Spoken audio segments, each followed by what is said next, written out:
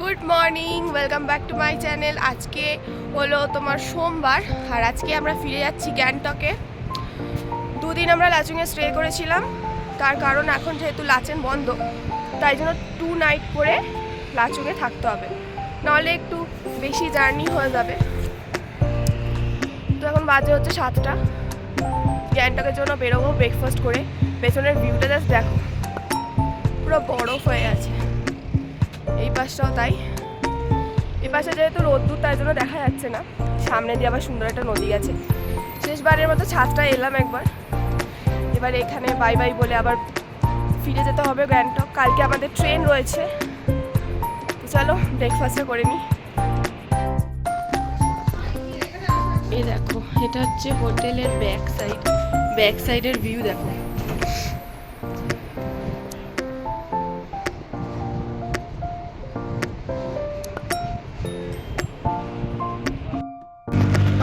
পাহাড়,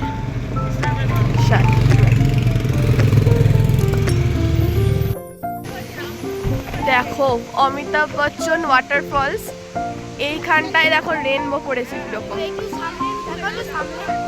দেখতে পাচ্ছ রেনবোটা? ভালো লাগছে।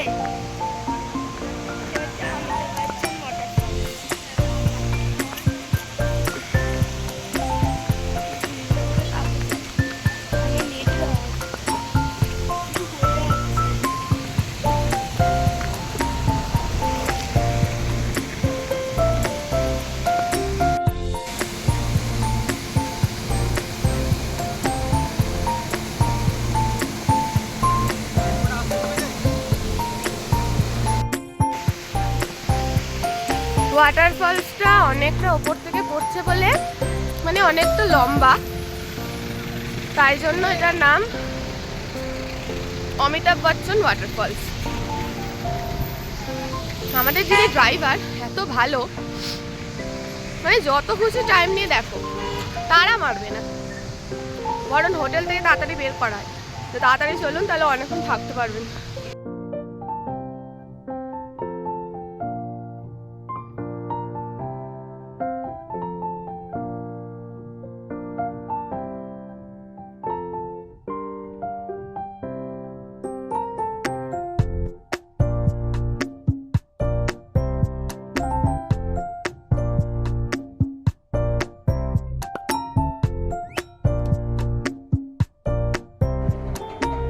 এই দেখো, যাওয়ার সময় তোমাদের সাথে যে ব্রিজটা শেয়ার করেছিলাম, এই একটা ব্রিজই রয়েছে, একটা একটা করে গাড়ি যেতে পারবে। সেই ব্রিজটা দিয়ে আমরা আবার যাচ্ছি।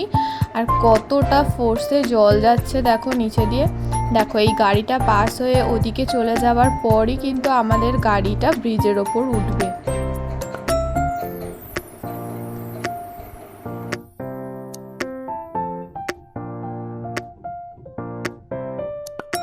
যারা আগে এখানে এসেছে তারা তখন রাস্তার অবস্থা আর এখন আমার ভিডিও দেখে রাস্তার অবস্থা দেখে অবাক হয়ে যাচ্ছে যে এখন রাস্তাঘাট এত খারাপ অবস্থা। আর সেই দেখো, ব্রিজটা ভেঙে যে হাফ পড়ে গেছে।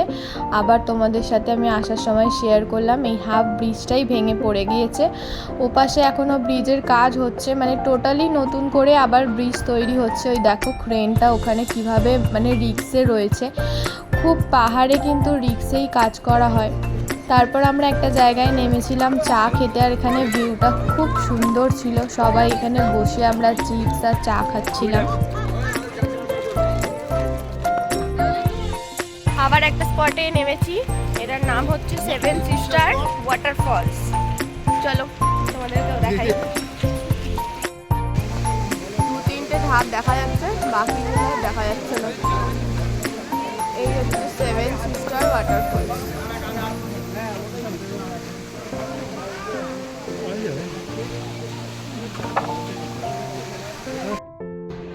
গ্যাংটক রুমে চলে এসেছি আমরা, আর এই হচ্ছে আমাদের রুম ভিউ।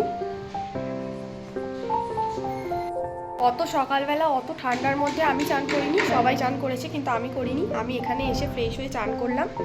এবার লাঞ্চ করতে যাব। এখন প্রায় 2:30 বেজে গেছে, 2:30-এর বেশি হবে বেজে গেছে। এবার হোটেলে নিচে লাঞ্চ করতে যাব। দেখি কি করেছে লাঞ্চে, কারণ আগে থেকে আমরা বলিনি যে আমরা এখানে লাঞ্চ করব, আর ড্রাইভারটাও আমাদের বাইরে লাঞ্চ করায়নি, এই হয়ে গেছে প্রবলেম। তো এনারাও জানে না যে আমাদের জন্য লাঞ্চ রেডি করবে। ওই ডাল ভাজা কিছু একটা বানিয়ে দিতে বলেছি তাড়াতাড়ির মধ্যে, দেখা যাক কি বানিয়েছে। চল খাওয়া যাক। ভাত, আলু সেদ্ধ মাখা, ডিম ভাজা আর ডাল করে দিয়েছে।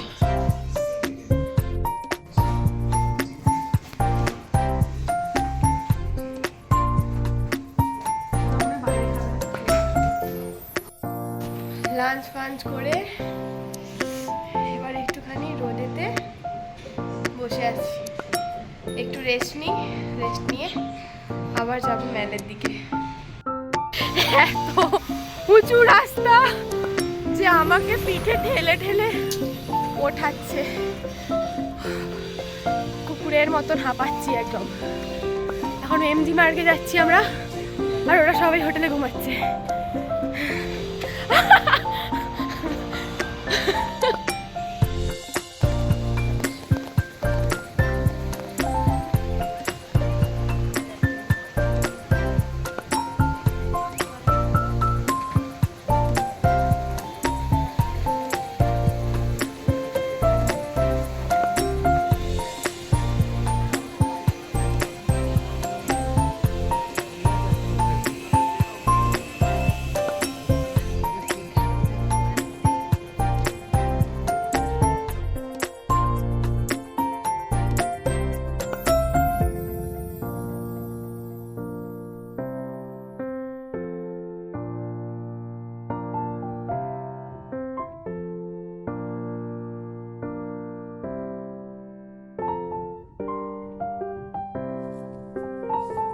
আমরা আগে বেরিয়েছিলাম, কারণ আজকেই হচ্ছে আমাদের লাস্ট এমজি মার্গে ঘোরা।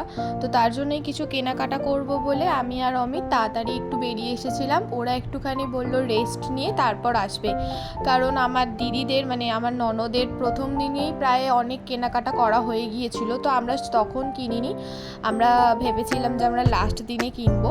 তো তাই জন্যই আমরা সবার আগে বেরিয়ে এলাম।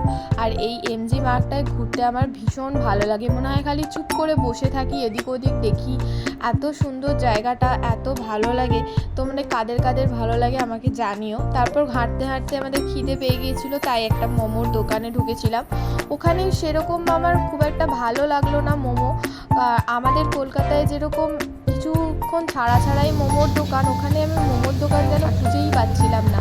তারপর এই মোমোর দোকানটা পেলাম।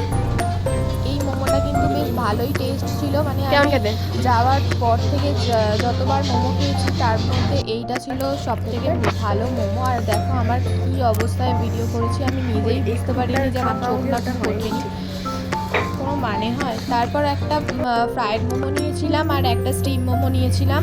ফ্রায়েড মোমোটাও কিন্তু বেশ ভালো খেতে ছিল, আর পিসগুলোও বেশ বড় বড় ছিল। তারপর এইখানটা ঘুরতে ঘুরতে এলাম, দেখলাম যে একটা নতুন শপিং মল হয়েছে, আর এটা ম্যাল রোড থেকে একটুখানি দূরে। আর দেখো জায়গাটা খুব সুন্দর লাগছিল। এখনও মলটা চালু হয়নি, জাস্ট সবে তৈরি হয়েছে ম্যাল রোডের কাছেই। বাড়ি চলে এসেছি, বাড়ি না হোটেলে চলে এসেছি এমজি মার্গে শপিং করে। আর এইখানে ব্যালকনিতে সবাই চেয়ার নিয়ে বসেছে রাতের ডিনার করার জন্য। আমরা ডিনার কিনে নিয়ে এসেছি, চিলি চিকেন আর রুটি। আর এরকম একটা ব্যালকনিতে বসে এই যে সবাই এখানে খাবার পরিবেশন করা হচ্ছে। খেয়ে নিই চলো। এখানে একটা ঢালবি, এখানে একটা ঢালবি। বড় প্লেট দেয়নি, ছোট উঠনি। কি বাজে দেখো, চিলি চিকেন বাজে। আমার ভিডিওটা করতে দেয়নি গাইস, আমরা একটু দাবি করুন। কিচ্ছু দাবি করবে না, সবাই দাবি আর একটু চিলি চিকেন ঢালা হচ্ছে। এখানে রুটি আছে, রাইস আছে, আর আছে নুডল।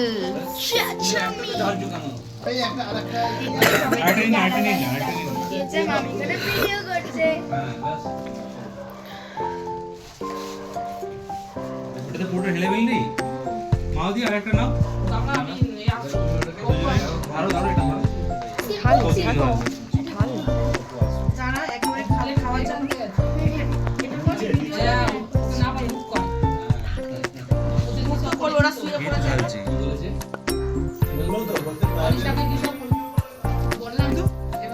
করছিস না উল্টে ব্যস্ত হচ্ছিস?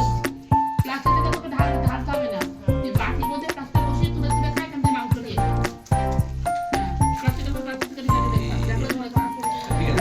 ফোনটা আমাদের সবার ডিনার কমপ্লিট হয়ে গেছে, এখন প্রায় রাত্রি 11টার মতো বাজে, আর আমাদের এই ট্রিপটাও কমপ্লিট হয়ে গেল। তো কালকে আমাদের ট্রেন সন্ধ্যে 8:30টায় আমাদের শিলিগুড়ি থেকে ট্রেন আছে, মানে এনজেপি থেকে। সকালবেলায় আমাদের হোটেলটা চেক আউট করে দিতে হবে, তাই জন্যে তো সবারই একটুখানি মনটা খারাপ, কি করা যাবে, চলে তো সবাইকে যেতেই হবে।